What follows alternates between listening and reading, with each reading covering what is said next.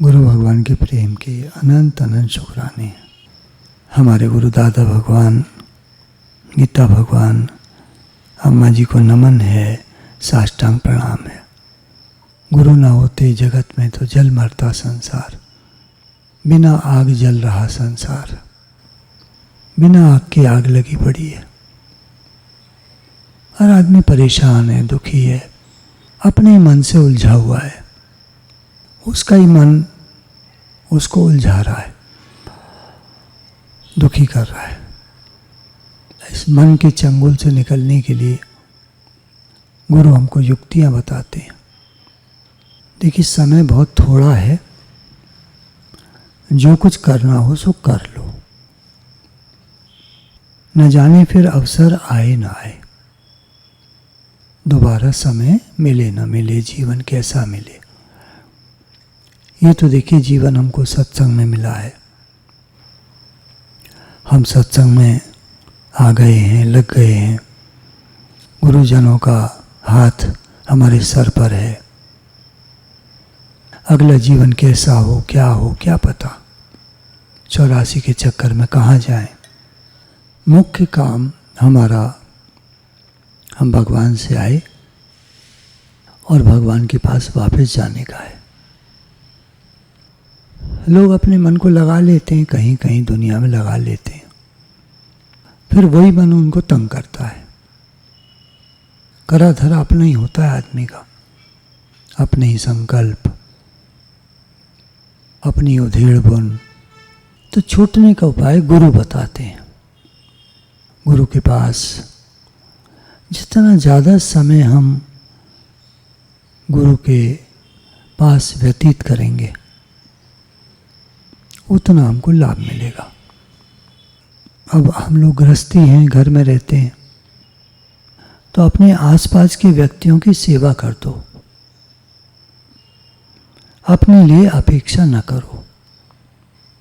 सबकी सेवा कर दें और अपने लिए कुछ न चाहें। तुम्हारा कर्म स्वावलंबन को पुष्ट करे, अर्थात किसी पर निर्भर मत हो। किसी पर निर्भर नहीं होना है। अगर हम भगवान में लगना चाहते हैं, भगवान को पाना चाहते हैं, तो स्वावलंबी बने, अपना काम अपने आप करना, दूसरों का भी कर देना, दूसरों की सेवा भी कर देना, और अपने लिए किसी से अपेक्षा, इच्छा न रखें। कोई कर देता है कोई चीज़ तो ठीक है, उसका मन है। बहुत सारे लोग होते हैं, कहते हैं हम संगत की भी सेवा करेंगे, करो। गुरु जी की करेंगे, करो। जिसकी करनी है करो। कुछ लोग देखिए जूते चप्पल ठीक करने में लगे रहते हैं। कुछ संत हुए हैं, जब आगे बढ़ गए तो अलग बात है। जब पूर्व के समय में जब आए पहुँचे, चाहे वो मंदिर के वृंदावन में मदन गोपाल जी का जो मंदिर है, ऊंचा सा पहाड़ी पर बना हुआ, तो वहाँ एक संत जब पहुँचे तो जूते चप्पलों की सेवाओं में लग गए। बाद में जो वहाँ के मुख्य जो व्यवस्थापक थे, उन्होंने देखा कि ये तो बहुत अच्छा सेवा करता है, तो उन्होंने उनको अपने अंतरंग, अपने एरिया में लेकर के और ज्ञान बताना शुरू करा। भक्तों के चरित्र पढ़ने को दिए। वो बाद में बहुत ऊंचे संत बने। तो हर एक की जो यात्रा होती है, शुरू से आपने इनका रतन टाटा का तो सुना ही होगा कि जब ये पढ़कर आए तो इनको फैक्ट्री में जहाँ लगे तो एक साधारण सा कमरा रहने को मिला। पैदल या साइकिल पर जाते थे फैक्ट्री, और शुरू से फ्लोर पर काम किया। फ्लोर मतलब जो बड़ी बड़ी फैक्ट्रीज होती हैं, उनमें जहाँ सारे वर्कर्स काम करते हैं, वहाँ पर काम करने को मिला। कोई कुर्सी मेज नहीं। वहाँ से राइज करके कितनी ऊंचाइयों तक पहुँचे। तो हर व्यक्ति जो भी कहीं से काम शुरू करता है, कभी ना सोचे कोई ऑफिस खोलता है, कोई कारोबार खोलता है, कभी न सोचे कि आदमी मेरे लिए काम करें। एक आध बच्चों ने अपना अनुभव बताया कि जब हमने अपना ऑफिस शुरू करा तो उसका झाड़ू पोछा भी हम खुद ही करते थे। सब काम ऑफिस के हम ही करते थे। तो ऐसे करके जीवन है। अगर उसको हम नीचाई से शुरू करते हैं, ऊंचे उठते जाते हैं, तो बहुत कुछ सीखते हैं, बहुत कुछ सीखते हैं। जैसा बनना चाहते हो वैसा ही चिंतन करो। जैसा हम बनना चाहते हैं वैसा ही चिंतन, हमारी सोच वैसी होनी चाहिए। जो बनना है उसी की कल्पना करो, उसी को देखो, उसी का सपना देखो, उसी को मन में रखो। जैसे मान लीजिए मैं कहता हूँ मुझे भक्त बनना है, तो फिर वही कार्य हमको करने चाहिए जो भक्त लोग करते हैं। उन्हीं भावों में रहना चाहिए, उन्हीं का संग करना चाहिए। भक्तों का संग, भक्ति के भाव, भगवान से प्रेम, वही धारणाएं, वही मानसिकता, वही हमको आगे बढ़ाएगी। अपने पास खुशी का एक खजाना होना चाहिए। जो भी हमारे संपर्क में आए वो खुशी लेकर जाए।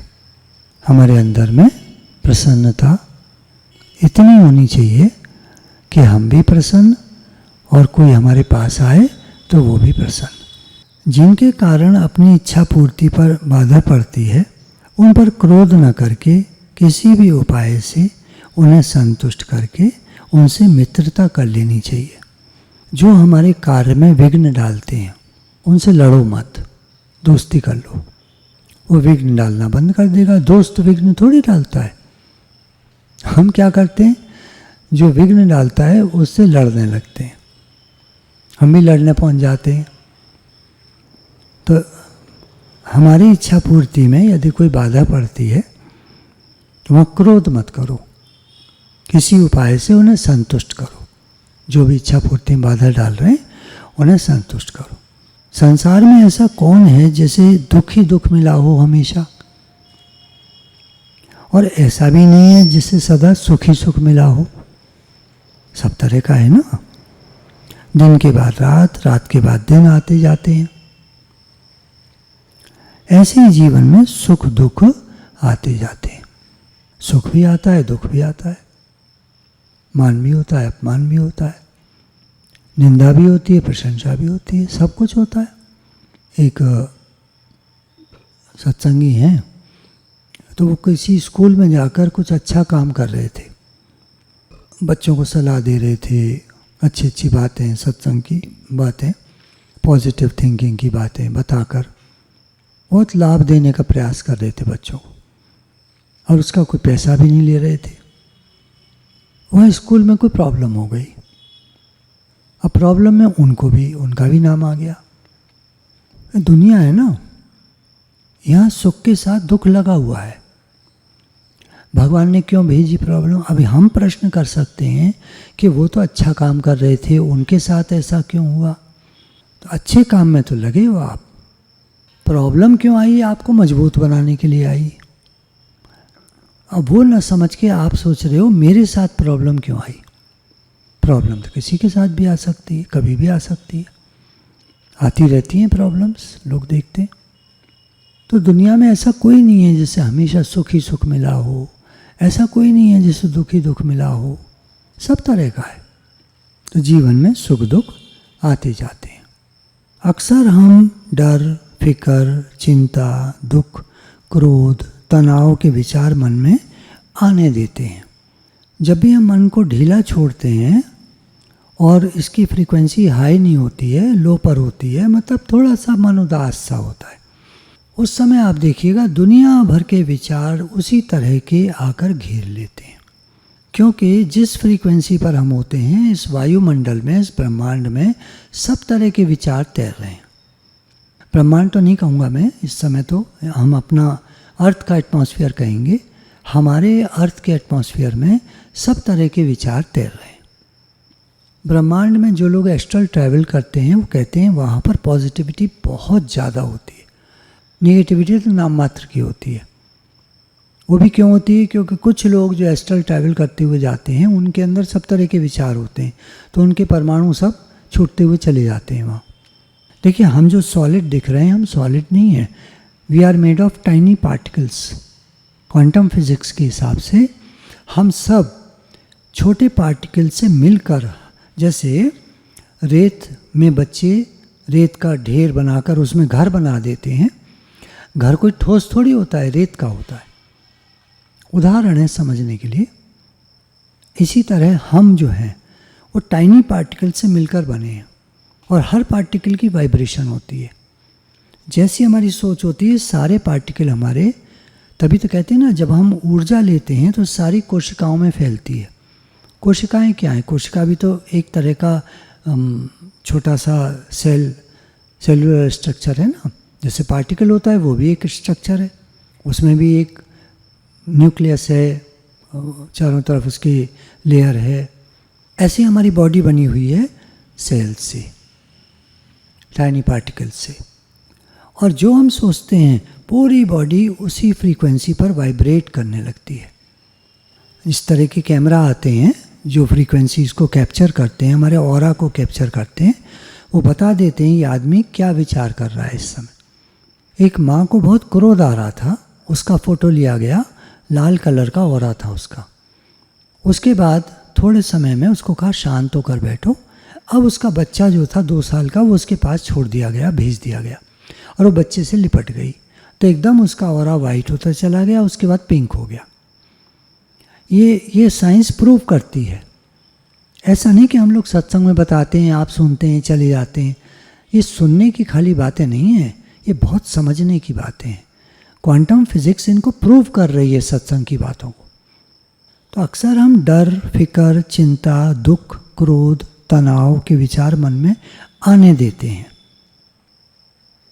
ये क्यों होता है? जब मन थोड़ा उदास होता है, हमने ढीला छोड़ रखा होता है, कोई लक्ष्य हमारे सामने बड़ा नहीं होता है, तो ये विचार आकर हमको घेर लेते हैं और फिर धीरे धीरे उनकी आदत बन जाती है। समय के साथ हम जब इनको बराबर आने देते हैं अपने अंदर में और इनसे मिलते रहते हैं तो इनकी आदत बन जाती है और आदमी का जीवन वैसा ही बन जाता है। ये बहुत जो बहुत सारे विचारक ही कहते हैं कि दुनिया के 95% लोगों की यही कहानी है। आप कहेंगे हमारे साथ तो ऐसा नहीं है, तो आप सत्संग में आ गए ना, आपकी विचारधारा बदल गई, आपको गुरु मिल गए। गुरु बहुत हाई लेवल पे, बहुत हाई फ्रीक्वेंसी पर होते हैं, तो उनसे जब हम जुड़ते हैं तो हमारी फ्रीक्वेंसी भी बढ़ती चली जाती है। जब हम सबके लिए प्रेम, प्रसन्नता, शांति, आनंद के भाव भेजते हैं तो वे लौटकर हमें भी मिलते हैं। जब हम इस फ्रीक्वेंसी पर रहते हैं, प्रेम, प्रसन्नता, शांति, आनंद, तो लौटकर यही हमें मिलते हैं और यही हमारे जीवन में बढ़ते चले जाते हैं। बड़ी उम्र में खास तौर से देखा जाता है, जैसे लोग रिटायर हो जाते हैं तो खाली हो जाते हैं। अच्छा, खाली दिमाग शैतान का घर। तो ये निगेटिव इमोशंस मनुष्य को सताते हैं। बड़ी उम्र वालों के जो मन खाली होता है तो निगेटिव इमोशंस उनको आकर घेर लेते हैं चारों तरफ से। डिप्रेशन के केसेस आपने अक्सर बड़ी उम्र में सुने होंगे। किसी भी उम्र में हो सकता है, पर बड़ी उम्र में ज़्यादा होता है। इनके चंगुल से बाहर निकलना होगा, नहीं तो मन बार बार निगेटिव विचार लाएगा और हमारा ही दिमाग उन परिस्थितियों को फिर अट्रैक्ट करेगा, उनका निर्माण कर देगा। हम उन भावनाओं में फंस जाते हैं। यदि हम अपने भविष्य को बदलना चाहते हैं तो हम जो दिल से चाहते हैं उस लक्ष्य को अपने सामने रखें, उसे अपने को बार बार कहें। कोई नेगेटिव बात को काटने की आवश्यकता नहीं है। मन में नेगेटिव बातें आती हैं तो जो भी हम दिल से चाहते हैं, अपना लक्ष्य, उसको सामने रखें, उसे अपने को बार बार कहें। मन में नेगेटिव बातें आती हैं, सबके आती हैं। हमारे सामने बड़ा लक्ष्य है, फिर भी नेगेटिव बात आ सकती है, आती है, जाती है, पकड़ना नहीं है। उसको काटने की आवश्यकता नहीं है, क्योंकि जैसे हम काटने की कोशिश करेंगे, मेरे मन में ये बात क्यों आई, तो वो पकड़ लेगी। ये बड़ी भूल होती है, लोग बात को काटने में लग जाते हैं। ये मेरे मन में क्यों आई, ये मेरे मन में क्यों आई। काटोगे तो पकड़ लोगे। बस अपना लक्ष्य अपने से पूछें, मैं क्या बनना चाहता हूँ। हम क्या बनना चाहते हैं, क्या करना चाहते हैं, जीवन में क्या चाहते हैं, मैं क्या प्राप्त करना चाहता हूँ, क्या पाना चाहता हूँ। जैसे हम भगवत प्राप्ति चाहते हैं, मान लीजिए हम भक्त बनना चाहते हैं, भगवत प्राप्ति करना चाहते हैं, तो ये अपने से बार बार कहना पड़ेगा हमको। कोई लोग हैं बीमार हैं थोड़ा, तो वो अपने से बोलेंगे मैं स्वस्थ हूँ, मैं पूर्णतः स्वस्थ हूँ। अच्छे स्वास्थ्य को अट्रैक्ट करेंगे। मेरी ये कमी है, मेरी ये कमी है, ये बिल्कुल नहीं बोलना है। शिकायतें करनी ही नहीं है। यदि हम शिकायत करते हैं तो हमारा जीवन वैसा ही बन जाता है। रिकवरी हो ही नहीं पाती, कभी हम सुधर ही नहीं पाते, कभी अच्छे हो ही नहीं पाते। बहुत सारे लोगों का मन शिकायतों से भरा रहता है, उन्हें पता नहीं होता खुद को, लेकिन उनके जो विचार चल रहे होते हैं वो शिकायत के ही चल रहे होते हैं। हमारे पास ये नहीं है, हमारे पास वो नहीं है, हमें ऐसे मिला है, हमें वैसे मिला है, ये ठीक नहीं है, वो ठीक नहीं है, ये गलत है, वो गलत है। सबको गलत बताना, सही गलत का जो चक्कर है ना, ये मन को बहुत लो वाइब्रेशन में ले जाता है। तो जो लोग की तबीयत ठीक नहीं रहती, वो अपने से कहना शुरू करें, मैं पूर्णतः स्वस्थ हूँ। एक दिन में कुछ नहीं होगा, 10 दिन में, महीने में कुछ नहीं होगा, कहते रहें। लेकिन हाँ, वो देखेंगे कि प्रतिदिन उनमें सुधार हो रहा है। भले शारीरिक नहीं हो रहा उतना, लेकिन मानसिक हो रहा है। और जैसे जैसे मानसिक सुधार होगा, वैसे वैसे शारीरिक होने लगेगा। एक लड़का हॉस्पिटल में पड़ा हुआ था, अमेरिका की बात है, एक किताब में उसका वर्णन है। तो वो उसको डॉक्टरों ने कह दिया है बचेगा नहीं। बहुत एक्सीडेंट जोर का हुआ था, बहुत हालत ख़राब थी उसकी। तो डॉक्टरों ने जवाब दे दिया था कि अस्पताल में रहने दो, इसका इलाज चल रहा है, ठीक है, हम कोशिश कर रहे हैं, बाकी उम्मीद नहीं है।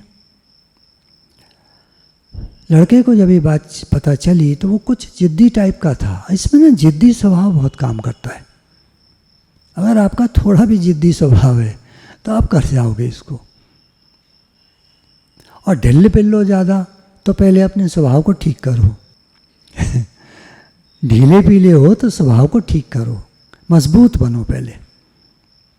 मैं कर सकता हूँ। कोई भी काम उठाओ, लो, काम को ठोस करने की आदत डालो। करना है तो करना है। फिर क्या होगा, जब कभी अगर मान लीजिए जीवन में ऐसा समय आया खराब वाला, जैसे मैं आपको बता रहा हूँ, तो लड़के को जवाब दे दिया डॉक्टर ने कि बचेगा नहीं। लड़के को जैसे मैंने बताया, वो थोड़ा जिद्दी स्वभाव का बन चुका था, तब तक करीब 30 साल का था। उसने अंदर में कल्पना शुरू कर दी, मेरा शरीर ठीक होता जा रहा है। हर समय अपने से कहता मैं पूर्ण स्वस्थ हूँ। समय के चलते चलते, अब आप कहेंगे कितना समय लगा उसको ठीक होने में? 1.5 साल। एक दिन में क्यों नहीं हो गया, 2 दिन में? ये लोग यही तो करते हैं। कोई बात बताओ कि अपने को ये कहना शुरू करो, 4 दिन हो गए, कोई फर्क नहीं पड़ा। जब आप इस तरह की घटनाएं सुनते हो, रियल घटनाएं, सत्य घटनाएं, 1.5 साल लगा उसको, और उसमें भी वो उतना ही ठीक हो पाया था कि अपना काम खुद करने लगा था। उसके बाद उसको 1 साल और लगा पूरा ठीक होने में। 2.5 साल में जाकर उसकी रिकवरी हुई। उसमें भी वो स्थिति नहीं थी जो नॉर्मल व्यक्तियों की होती है। उसने हिम्मत नहीं हारी, लगा रहा, और आगे चल के कामयाब व्यक्ति बना। उस कहानी में हम नहीं जाएंगे, बस इतना ही काफ़ी है कि सोच से हमारा शरीर बदलता है, हमारा जीवन बदलता है। अब देखिए, कोई उल्ट पुल्ट सोचने लगे, है ना? देखिए, लक्ष्य भी तो महान होना चाहिए ना। कोई कहे, कोई मान लीजिए घरेलू घटना ले रहा हूँ, आप अपने ऊपर कोई न माने, कोई पत्नी है, वो सोचे मेरा पति मेरे को प्यार नहीं करता, ये मेरे को प्यार करने लगा है, ये मेरे को प्यार करता है, ऐसे ऐसे करके बातें सोचने लगे। देखिए ये सब उल्ट पुल्ट बातें हैं, क्योंकि उसके भी अपना दिमाग है, वो क्या सोच रहा है उसकी फ्रीक्वेंसी अलग है, तो मैच ही नहीं करेगी कभी। तो किसी व्यक्ति से अपने को मत जोड़ो कभी भी, अपने जीवन को महान बनाओ।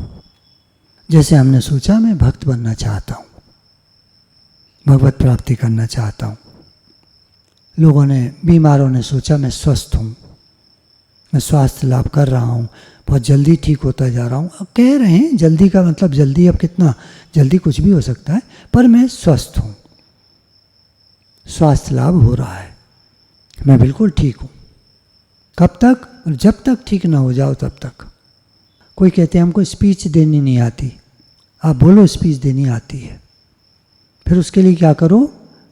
विचारकों ने बताया किताब ले लो, शीशे के सामने खड़े हो जाओ और उस किताब को पढ़ो, पढ़ते जाओ, पढ़ते पढ़ते सामने भी देखते जाओ, अपने को देखते जाओ, अपने एक्शंस को, रिएक्शंस को सुधारो। जो भद्दे से हैं, उदासी और मायूसी के हैं, परेशानी के से हैं, उन विचारों को, जो तनावपूर्ण दिमाग है, इसको हटाओ। खुश होकर बोलो। तुम्हारी स्पीच को कौन सुनेगा? तुम रोते से, घबराए से, परेशान से, दुखी से, तनावपूर्ण स्थिति में दुखी मन वाले, तुम्हारी स्पीच को कौन सुनेगा?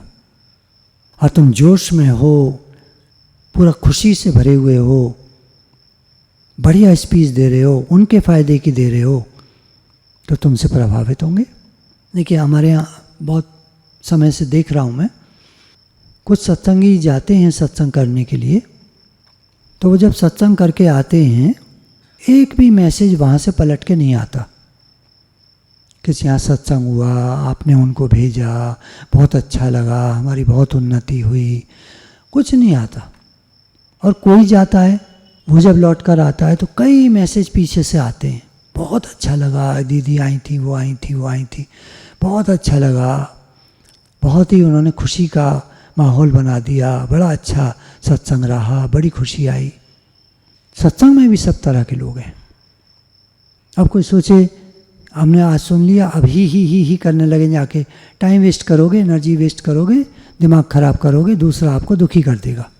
पहले अपने को बनाओ, अपने साथ मेहनत करो, पढ़ो लिखो, सत्संग सुनो, अपने साथ मेहनत करो।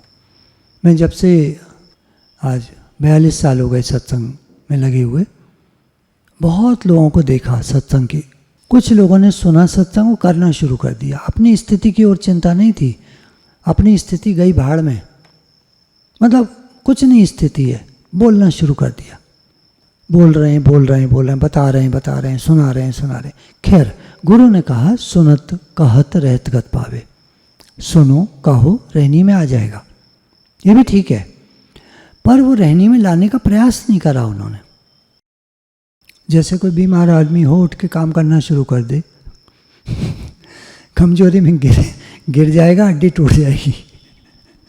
मैं पूर्णतः स्वस्थ हूँ बोला और उठ के खड़ा हो गया। तो क्या होता है ना, पहले अपनी स्थिति तो बनाओ, ठीक से खाओ पियो, दवाई जो समय की है वो लो, पहले अपनी तबीयत को सुधारो, ठीक से हो जाओ तो थोड़ा थोड़ा काम करना शुरू करो, थोड़ा सा हिलो डुलो, बैठो, चलो फिरो, फिर जब पूर्णतः स्वस्थ हो जाओगे तो सब करना। तो ऐसे ही सत्संग का है। हाँ एक बात है सत्संग में, अगर आपने सुना और कहना शुरू कर दिया कोई दिक्कत नहीं है, आप अपने ऊपर वाणी चलाओ, अपने को सुनाओ, देखो आपकी स्थिति जल्दी बनती चली जाएगी। अगर आपको लगता है मैं बैठ नहीं पाता, मैं अध्ययन नहीं कर पाता, मैं ये नहीं, मैं गुरुजी के सत्संग के सारे नोट्स हैं मेरे पास, उसको मैं बोल सकता हूँ, पढ़ सकता हूँ, तो आप ऐसा करो, अपने को सुनाओ। बैठे हैं भले 10 लोग, 5 लोग, 10 लोग जो भी बैठे, भले आप बोल रहे हो, सुनाओ अपने को। तो यहाँ बोल सकते हैं मैं सर्व के हित के लिए जीता हूँ, मेरे संबंध सबके साथ मधुर हैं। तो ये अपने से कहना हुआ। तो ये हमारे लक्ष्य के सब मार्ग हुए। लक्ष्य क्या है हमारा, ये हमको डिसाइड करना पड़ेगा सबसे पहले। भगवत प्राप्ति है, संसार में कुछ बड़ा बनना है, कुछ बड़ा करना है, सबकी सेवा, फिलैंथ्रोपिस्ट बनना है। अब रतन टाटा भारत के शायद सबसे बड़े फिलैंथ्रोपिस्ट थे। सर्व के हित के लिए उनकी कंपनी का 60% के लगभग शेयर ट्रस्ट में जाता है, चैरिटेबल ट्रस्ट, सबके हित के लिए। ऐसे होगा कोई अपनी इनकम का 60% सर्व के हित के लिए लगा दे? फिर अगर हम संबंधों में ज़्यादा विश्वास करते हैं, फीमेल माइंड होता है ना, वो संबंध, रिलेशनशिप बहुत अच्छी चाहता है, तो मेरे संबंध मधुर हैं। जिनके साथ भी वो मानता है, पहले अपने से कहे मेरे संबंध मधुर हैं। दूसरे को परेशान ना करे, उसको कुछ ना कहे, अपने अंदर में कहे मेरे संबंध मधुर हैं, अच्छे हैं। किसी को कुछ मत कहो, आप बोलोगे तो डिस्टर्ब करोगे दूसरे को। अच्छे से बोलने की कोशिश करोगे, वो आपको बुरी तरह कर देगा तो आप परेशान हो जाओगे।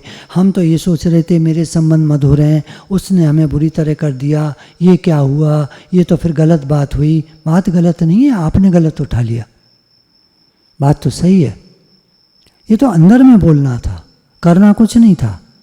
संकल्प है ये एक प्रकार का। संकल्प है मुझे भगवत प्राप्ति हो, ये संकल्प है। मेरा जन्म मरण का चक्र खत्म हो, मैं भगवान से मिलकर एक हो जाऊं, ये संकल्प है। दुनिया में कोई बड़ा काम करना है, एक संकल्प है।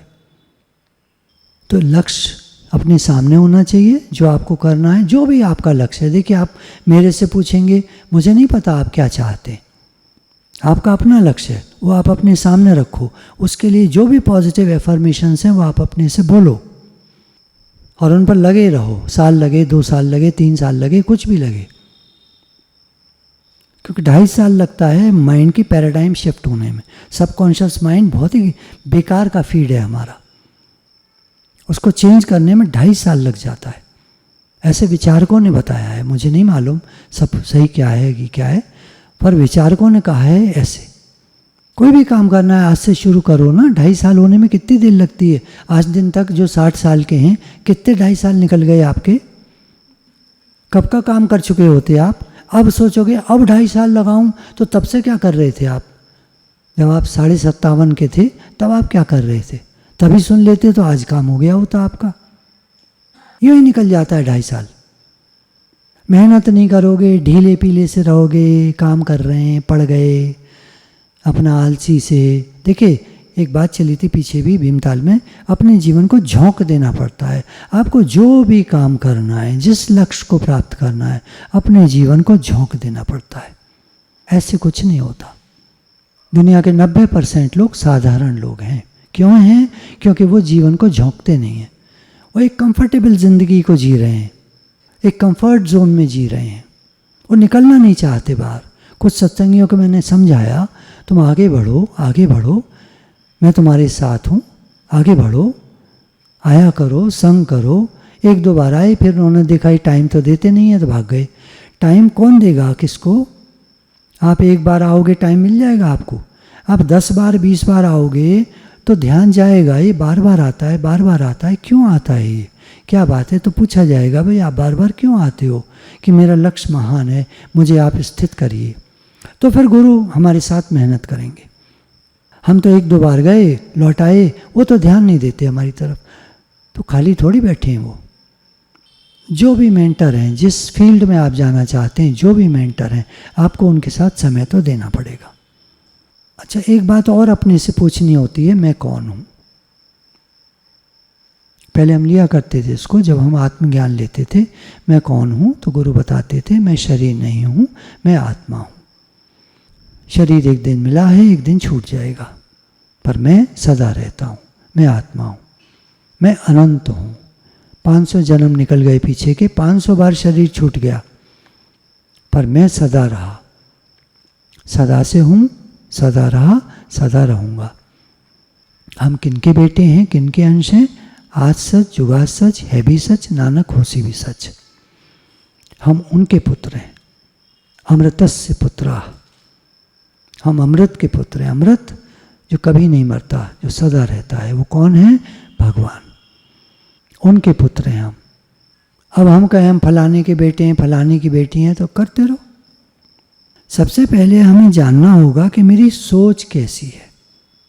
यदि इस समय परेशानी के भाव हैं, क्रोध आ रहा है, तो अपने से पूछें, क्या मैं ऐसा जीवन चाहता हूँ, क्रोध से भरा हुआ, परेशानियों से भरा हुआ? नहीं ना।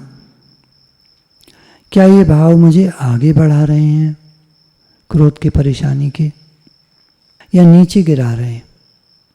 वो तो बीच में गुरु मिल जाते हैं हमको, नहीं तो आदमी गिरता ही चला जाता है, गिरता ही चला जाता है। जिसको एक बार गुस्सा और चिड़चिड़ाहट आने लगती है, वो उसमें गिरता ही चला जाता है, वो उठ ही नहीं पाता। गुरु बीच में आते हैं तब वो उठता है, लेकिन फिर अगर मन से मिल जाता है तो फिर वहीं पहुंच जाता है, क्योंकि मन की आदत होती है बार बार अपने से मिला लेता है।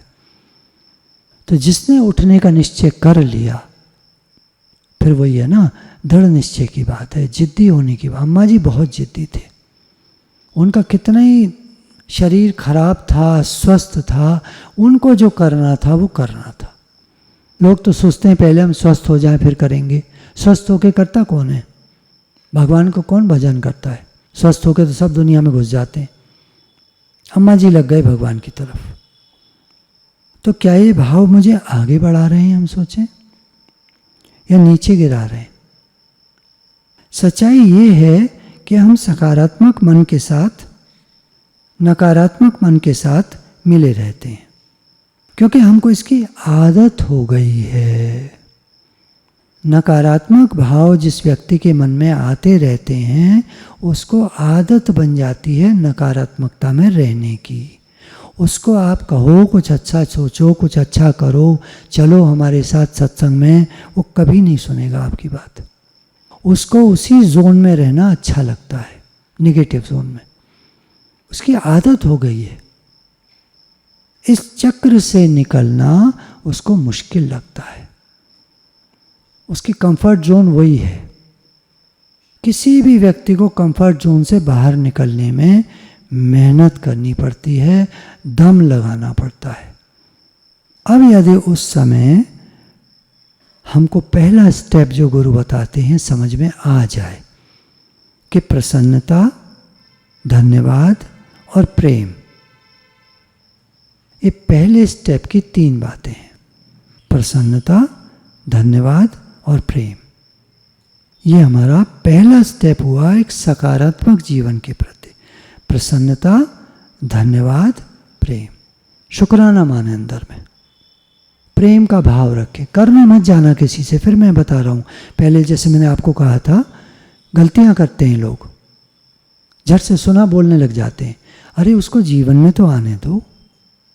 हम कोई बात सुनते हैं, दूसरों को बताने लगते हैं। मैसेज आएगा, पढ़ा है नहीं पूरा, फॉरवर्ड कर दिया। अरे पढ़ तो लो उसको ठीक से, उसको समझ लो, जीवन में लाओ, एक दिन तो लगाओ उस पर। स्माइल ऑल द वाइल कहा, मैसेज आया, स्माइल भी नहीं करा, मैसेज फॉरवर्ड कर दिया। अच्छा लगा, अच्छा सा कार्टून बना हुआ था, लोग पसंद करेंगे, मेरी तरफ देखेंगे, मैंने भेजा है, मैंने। स्माइल तो करा ही नहीं तुमने। पहले एक दिन लगाओ स्माइल करने में, पूरे दिन प्रसन्न रहो। कल भेजना, कल भी तो आएगा भाई। ज्ञान की बात मत लेना, व्यावहारिक बात चल रही है। कल भेज देना, कल फॉरवर्ड कर, रात को कर देना, आज ही कर देना। चलो आज ही करना है, काल करे सो आज कर देना, तो रात तक तो प्रसन्न हो लो। 6-8 घंटा तो लगाओ प्रसन्न होने में। हम अपने को पुराने विचारों की गुलामी से मुक्त करना चाहते हैं। अपने मस्तिष्क की ताकत आपके जीवन को बदल देगी। अगर हम पुराने विचारों की गुलामी से छूटना चाहते हैं, अपने को मुक्त करना चाहते हैं, तो हमारे जो मस्तिष्क की ताकत है वो हमारे जीवन को बदल के रख देगी। इसका हमें अंदाज नहीं है, पता नहीं है। हम सभी सूक्ष्म परमाणुओं से बने हुए हैं। अब ये वही बात आ गई क्वांटम फिजिक्स की जो आपको पहले बता रहा था। हम सभी सूक्ष्म परमाणुओं से बने हुए हैं और चारों तरफ असीम ऊर्जा है हमारे। और वो परमाणु उस ऊर्जा को या तो कैच करेंगे, या अगर हम खराब विचार रखेंगे तो हमारी ऊर्जा को बाहर निकाल देंगे और हम कमज़ोर और दुखी हो जाएंगे। इसीलिए गुरु कहते हैं सकारात्मक भाव रखो। हम जो सोचते हैं, फील करते हैं, भावनात्मक अनुभूति करते हैं, वैसे हमारा एटीट्यूड बनता है। हम जो भी कहते हैं, जो सोचते हैं, फील करते हैं, भावनात्मक अनुभूति करते हैं, हम जो बोलते हैं, ये विचार हमारे चारों तरफ की ऊर्जा पर प्रभाव डालते हैं। आपके विचार, आपके शब्द, आपकी भावनाएं आपके चारों तरफ की ऊर्जा पर प्रभाव डालते हैं और उससे हमारे चारों तरफ की दुनिया बदलती है। तो पहली बात हुई हमारा लक्ष्य। फिर हमें काम करना है अपनी सोच पर, और उसी तरह का जीवन हमारा बनता चला जाएगा। समय लगेगा, जल्दी का कोई काम नहीं है। कुछ चीज़ें जल्दी भी हो जाती हैं, कुछ चीज़ों में समय लगता है। तो गुरु भगवान के शुक्राने हैं, हमको हर चीज़ को समझा कर बताते हैं, हमारे जीवन को बदलते हैं, सकारात्मकता में लाते हैं। जितने भी हम शुक्राने करें गुरु के कम है। तो बेमिसाल है सतगुरु, तेरे जैसा कौन है जहान में। तूने जीवन मेरा पलट दिया, तेरे जैसा कौन है जहान में। गुरु भगवान के प्रेम के अनंत अनंत शुक्राने। राधे राधे भगवान जी।